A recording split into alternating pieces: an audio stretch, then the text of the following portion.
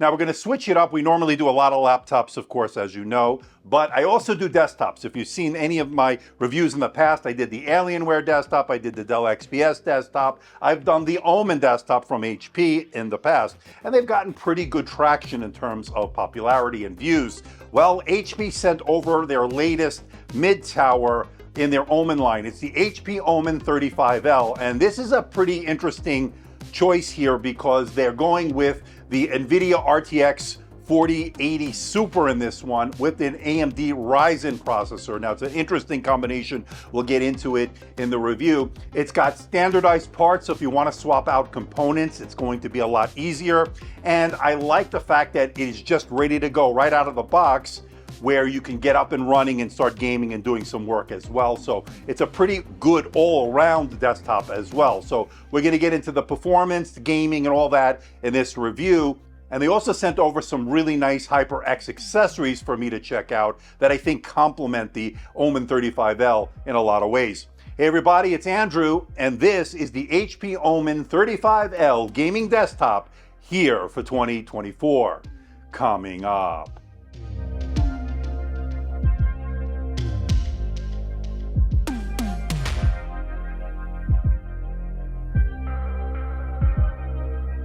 Now, before we get to the unit itself, I just want to let everyone know, in the interest of transparency and full disclosure, I'm not being paid by HP, I'm not being sponsored by HP. All the opinions you're about to hear are my own. HP is not getting copy approval. That means you're seeing this video for the first time, just like you. Now, once this review is done, I'll be sending the unit back to HP. Now, as far as pricing is concerned, you could pick up the Omen 35L gaming desktop over at Best Buy. It has a starting price of $1299.99, but of course it goes up from there depending on the SKU you choose. Now, for those interested, I'll drop a link in the description below for more information and where you can buy one. All right, let's start off with the design. And the HP Omen 35L is a 35-liter mid-tower chassis packed to the brim with pretty powerful components here, including some of HP's own Omen branding. Now, it's a boxy design that, of course, looks pretty nice. It's an all-black chassis here, though there is an option for white with black accents, but I really like the black look here. It definitely gives off a modern vibe. The front of the system features two 140mm RGB fans behind the screen with the Omen woodmark on it. But where the real fun is on the left side. That's where you're going to see the glass panel here, the window inside the system, which gives you a clear look at all the components inside. Now, some options will have a metal side panel. My option here, the SKU they sent over, has that window, and I'm glad they do, because by default, that means you're going to see all the different colors inside on the ARGB AIO CPU cooler, the case fans, the Kingston Fury RAM, and the GeForce RTX 4080 Super GPU. Now, the cables you'll be able to see through the window. That's pretty clear, of course, but they are largely hidden by shrouds, so it's a pretty nice and tidy look inside. Now, the right side panel is a more simple look. It's a black metal plate with the Omen logo on it. The top of the system features some ports and some square-holed grills where the radiator from the AIO exists. Size-wise, it's pretty compact for the category for a mid-tower, of course, but this is a pretty compact form factor. Now, the 35L is replacing the Omen 40L and the 25L, making it a new standard size for the company. Okay, let's talk about the ports and upgradability on the Omen 35L. Now, on the top of the Omen, there are 4 ports, a headset jack, a 10 gigabits per second USB 3.2 Type-C port, and a pair of USB 3.2 Gen 1 Type-A ports. Now, these are easy to reach if you keep the PC on the floor than rather on your desk, but in general, I prefer the placement on the top. It's pretty convenient. Now, as far as the ports on the rear of the system, they are attached to HP's Wolent Micro ATX motherboard. They include 4 USB 2.0 Type-A ports, 2 USB 3.2 Type-A, a single USB 3.2 Gen 2 Type-C, an RJ45 Ethernet jack, and 3 audio ports. Now, that USB Type-C port is just 10 gigabits per second. Some newer boards are more likely to offer something much faster. This is enough for most people, but it's not an enthusiast feature, so just keep that in mind. They would like to see a little bit more in terms of the ports, but for most people, you'll be perfectly fine. Now, there's toolless entry, meaning you don't need any tools to get inside or open the 35L. Each side panel is secured with 2 thumb screws. Loosen them and you can pull off the panels without any tools. I love that. Now, the left side is fairly clean. You can easily see one of the 2 SSD slots, while the other 2, as well as the wireless card, requires removing the RTX 4080 Super to get a look at those. The right side of the panel hides all of the cables. You can't see it from the front, giving it a very clean look overall. And it's great to see that HP continues to use standardized parts. The motherboard adheres to the Micro ATX standard, and HP's new Omen branded PSU is a PSU. It's a standard part, not some other part they had lying around. So that's pretty good. I like the standardization of all these parts. And having those standardized parts, meaning if you decide to upgrade this unit down the road, it should be pretty simple. Now, of course, gaming is first and foremost on here, and the graphics here will not disappoint. This has an NVIDIA GeForce RTX 4080 Super. It has 64 gigabytes of RAM and some high-end storage. Now, I expected powerful gaming out of this, and I was not disappointed.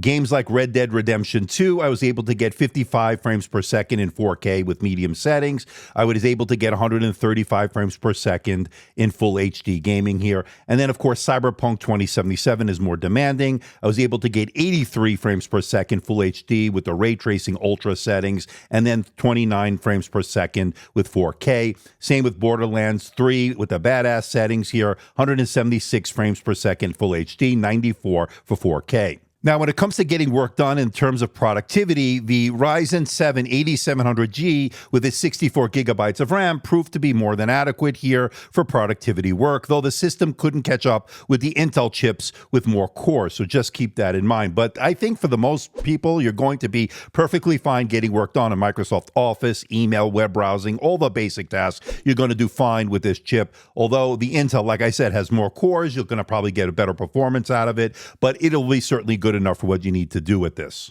This is a total of 6 terabytes of storage, 2 SSDs, and 1 spinning hard drive. And as you can see, the reads and writes on the SSDs are excellent, certainly what you need this gaming desktop to do. And then a spinning hard drive is great for extra storage. Not going to be as fast, of course, but it doesn't need to be. So pretty good in that regard. And it comes as no surprise, there was no thermal throttling detected when I ran the TimeSpy stress test, earning a passing score of 99.4%. And when you're pushing this under heavy load, the fans will kick in. Obviously, this is a desktop, and they never get overly loud or never too annoying in terms of the whirl, in terms of that fan noise. Overall, pretty quiet for a gaming rig desktop. I like that, and it's really good here in the way they implemented this. Now, in addition to the Omen 35L, HP sent over some really nice accessories from HyperX. They sent over the Haste 2 wireless mouse. It's a long-lasting mouse in terms of battery life. It's lightweight, and it's very good for gaming, as well as doing your everyday tasks. It's a really great travel mouse as well. Now, as far as the keyboard, they sent over a good one here. It's the HyperX Alloy Rise with a removable top plate and badges. And I gotta say, it's been a great mechanical keyboard, and of course, typing on it has been excellent.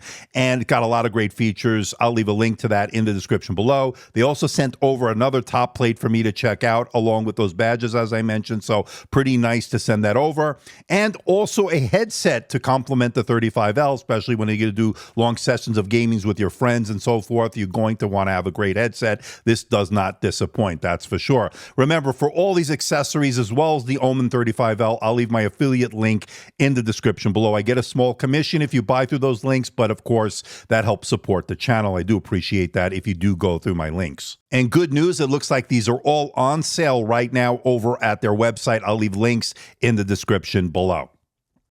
Okay, let's bring it all home. What do I think about the HP Omen 35L gaming desktop here for 2024? Well, I like the powerful graphics performance here, first and foremost. That's what you needed to do, and it comes through. It runs quiet. It's got an attractive case. I think it has pretty good value, and of course, if you go with the base model, that's going to start at around $1,200, but it will go up from there depending on the SKU you choose. Now, I like the use of standardized parts. That's going to make it easier to upgrade this and change out components down the road. It's using HP's fast Western Digital black drives. That's very great reads and writes. That's going to be great, of course, overall. And I like the toolless entry. So if you need to get inside and change out components, this is going to be very easy. Now, the negatives here, the combination of that GPU with that CPU, the Ryzen 7 8700G, I would say is a bit questionable, although for everyday tasks are going to be perfectly fine. I just think it's not going to be quite as good as the Intel counterpart when it comes to the CPU, but in terms of graphics performance,